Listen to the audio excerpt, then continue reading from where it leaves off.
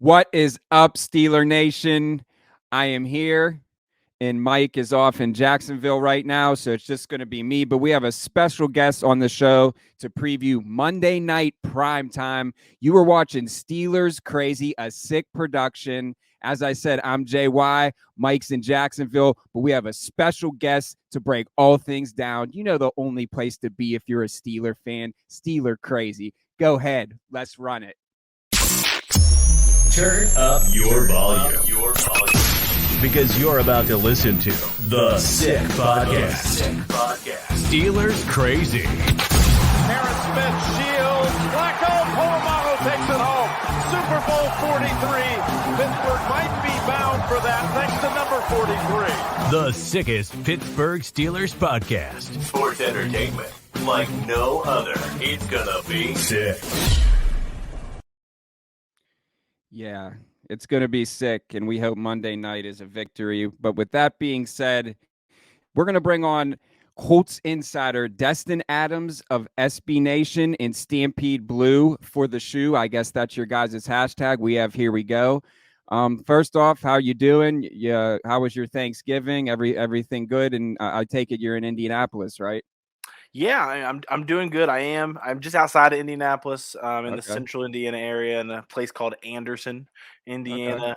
Okay. But yeah, Thanksgiving was good, busy. I had 4 that I had to go to total. So Wow. had to make sure and delegate portions. You know, you had to choose what to eat where. Yeah. They really had the football set up yesterday nice because it was like till the minute I went to bed, there was always, a live game on. I thought that was the NFL did a really good job.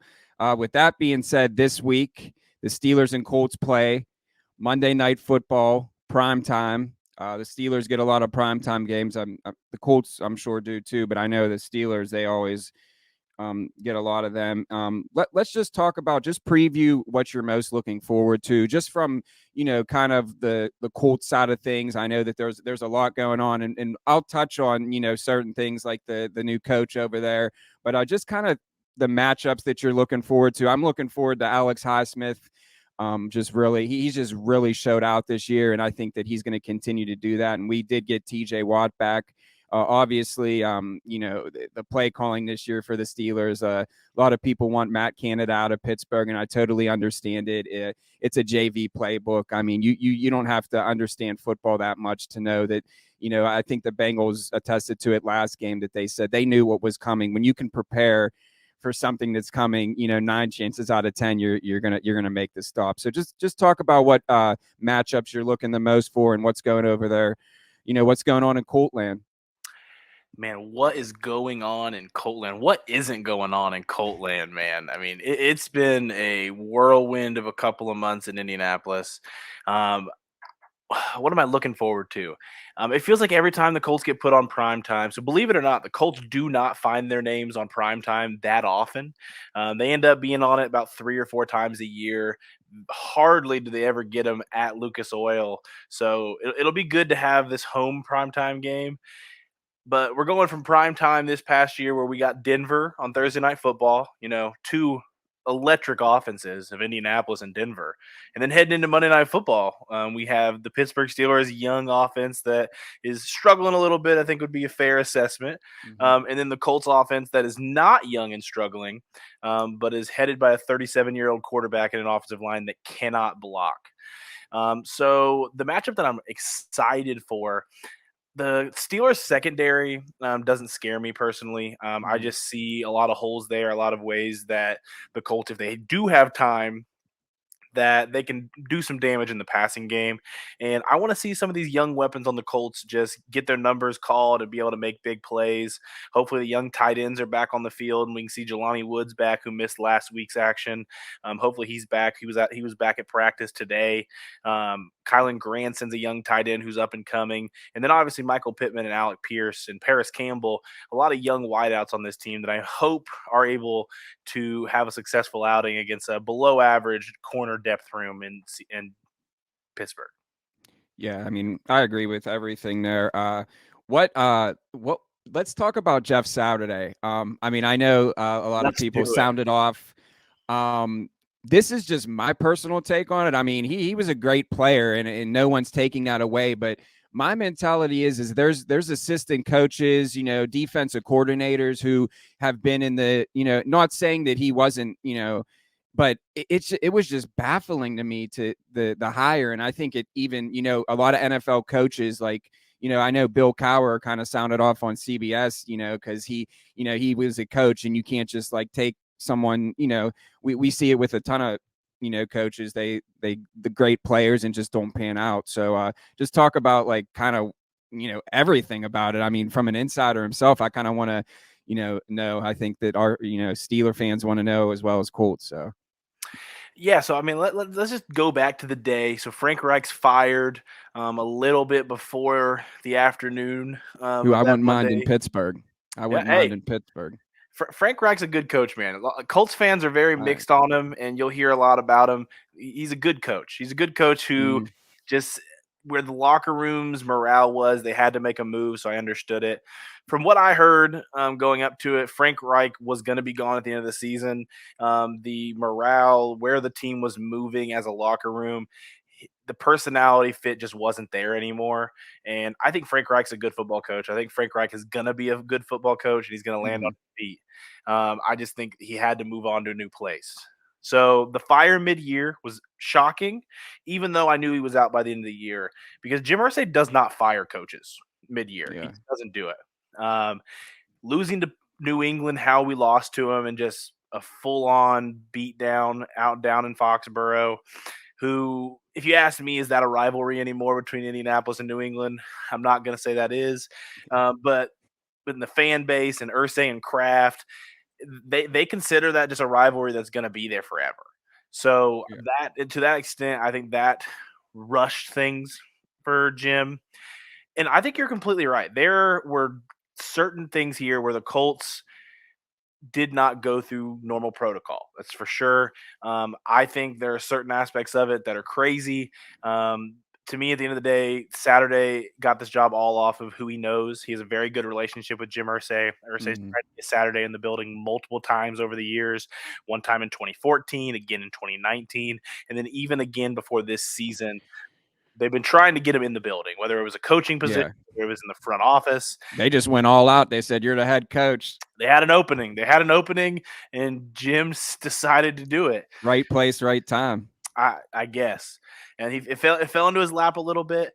I do want to go on record. I have some issues with how Indianapolis went through the hiring process here, but I think the part where I kind of push back on some of the national media's coverage of the situation is I have no negative feelings towards Jeff Saturday Oh for no. accepting the position, going about it I how hope he he did. shocks the world. I mean, Oh, exactly. but And I'm rooting for him, even if I I'm think not rooting for a Indianapolis Monday, skips though. some I will steps. say that. That's fair. That's fair. I think Indianapolis skipped some steps. They took some shortcuts around this to do it, and we'll see how the offseason plays out, if there's any repercussions in that area Mm, of the world. But for Jeff Saturday, I think he's approaching it the right way. The guys in the locker room, they buy what he's selling.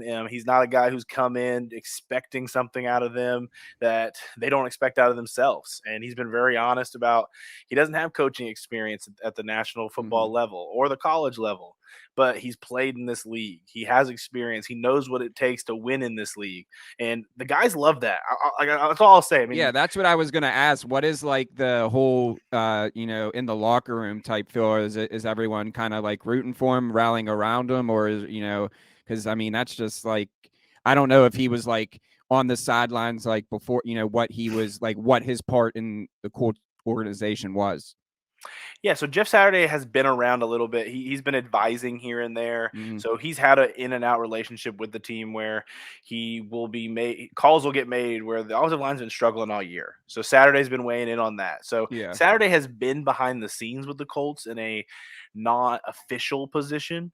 And then he, he's just an Indianapolis icon yeah, around here. Just Jeff Saturday, Peyton Manning. When you hear Jeff Saturday's name, people are just thinking of those glory years, yeah, and obviously Ursay does with the yeah, move being made. But the guys really do respect and love Jeff Saturday so far, and it's not because they didn't like Frank Reich. yeah. I just think the way the locker room was moving, they knew this was coming. I don't think they knew it was going to happen mid-year. And they Mm-hmm. were shocked as anybody when Jeff Saturday was named the head coach. I mean, Yeah, I mean, I can almost everyone in the imagine. building, almost They everybody in the probably just building. found out on Twitter. Yeah, I have a buddy who works for their organization, and he reached out just right after, and Mm-hmm. he said people were just shocked. He said people were going home early. Yeah, They thought it was just going to be a fire sale. Like they didn't know what was happening. They just thought everybody was getting fired today. Like it was yeah. just one of those feelings where it was like, man, we do not know what's going on. I think the morale is a little bit better now. I will say, from my knowledge of the situation, the locker room did not respond as negatively to Frank Reich being fired as Mm-hmm. when Matt Ryan was benched a few weeks ago for Yeah. Sam Ellinger. The locker room saw that move as a tanking situation, which Ursay and co have said that's not what it was. But the locker room saw it that way. The locker room saw it as Mm-hmm. they were tanking, they were punting on the season. So Jeff Saturday, one of the first things he does is names Matt Ryan the quarterback one again, Yeah. and that won over a lot of guys in the locker room. I'll tell you that. Oh, I like that. And so talk about like the Matt Ryan, obviously you said he's an older quarterback. He's been in the league for a while. We have Kenny Pickett who's he shows some signs of confidence and has been, you as a rookie quarterback, people don't understand. In Steelerland, everyone's so spoiled. Like they call it a rebuild, like whatever you want to call it. In Pittsburgh, they just always it's a winning mentality. And that's just like the standard is the standard, as they say. But this year, like everyone is like getting a dose of, hey, guess what, like this could be a rebuilding year, and you got to just watch the progression of Kenny Pickett, and the young guys. I mean, George Pickens is really, with the trade of Chase Claypool, it really just in those couple games really just elevated him. And just I think that Pickett and him, I read an article earlier this week talking about their connection previous, even through other things when they were in college.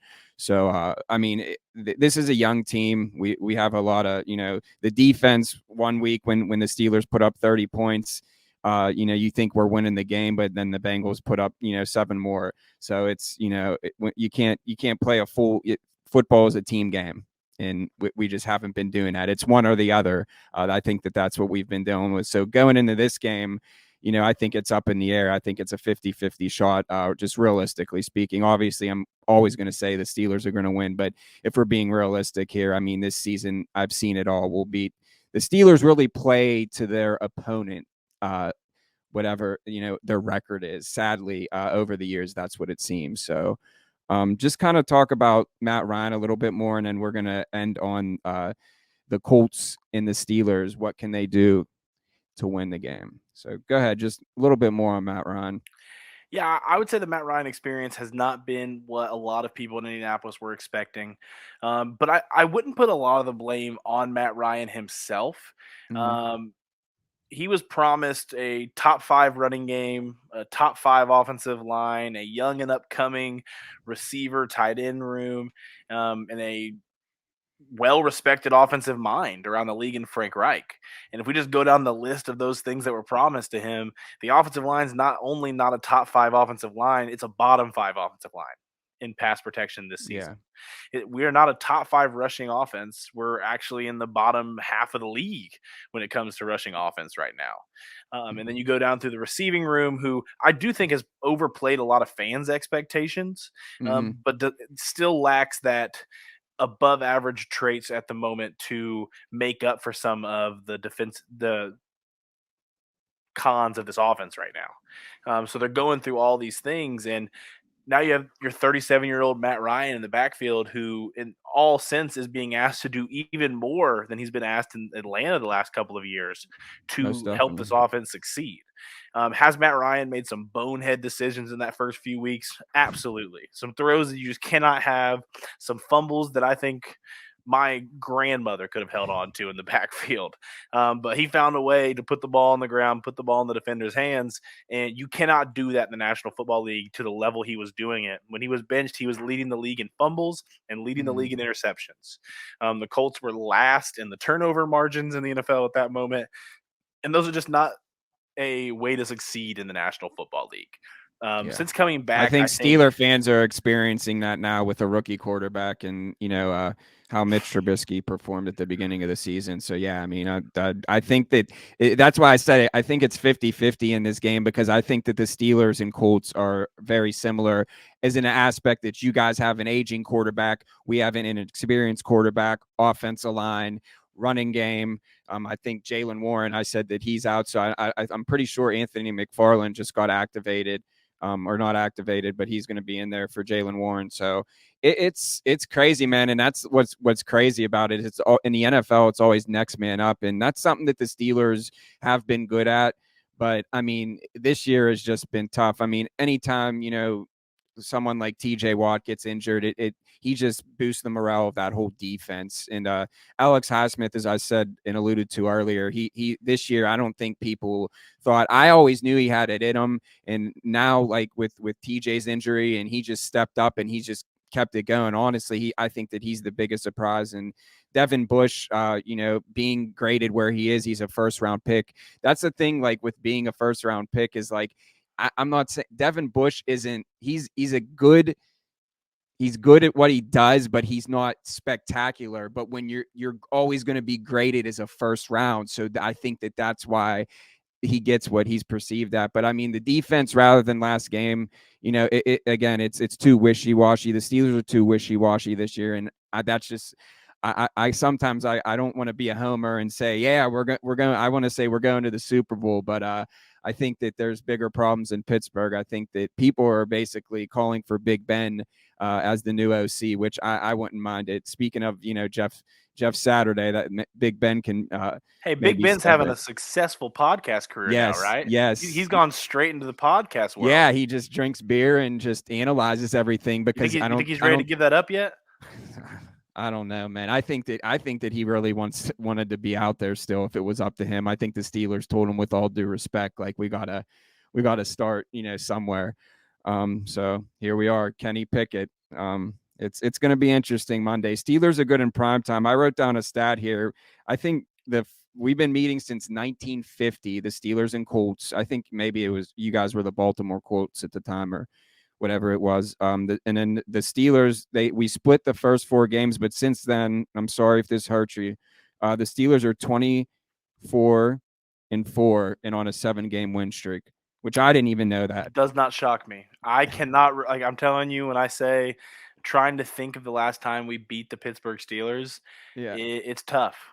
There's a lot of negative memories that I have going back through our Yeah, so Steeler that let's games. talk about negative memories for you. The AFC Championship in '06 when Big Ben stopped Nick Hart. I think what was it, 21-18. I think I was 16 years old. I watching it with my co-host, who I do the sick. Again, you're tuned into the Steelers Crazy Sick podcast. You can check us out all down here. We got Destin Adams of SB Nation, Stampede Blue for the shoe. Here we go. Like I said, we're all just here to watch football, but we love to bring on other guests and insiders. We can talk smack, but at the end of the day, man, it's for the love of the game and it's bigger than football. So we do really appreciate you coming on here, and we always, like I said, it's cool to get another perspective because you always see it from like a home side of you, and then to get someone who's I checked out your work and it's awesome. So we're really appreciative to have you on the show. Anytime. So we'll do this. We'll end it with this. Real simple. Don't have to elaborate or anything. The Colts win if.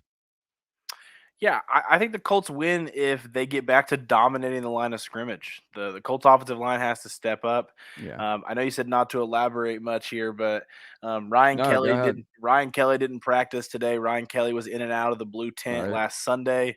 So if he's not out there, they're going to be down to most likely Danny Pinter at Mm-hmm. center, and that's going to be three pretty questionable guys on the offensive line with the left tackle in Bernard Ryman as a rookie. We got Will Fries as the second-year, sixth-round pick.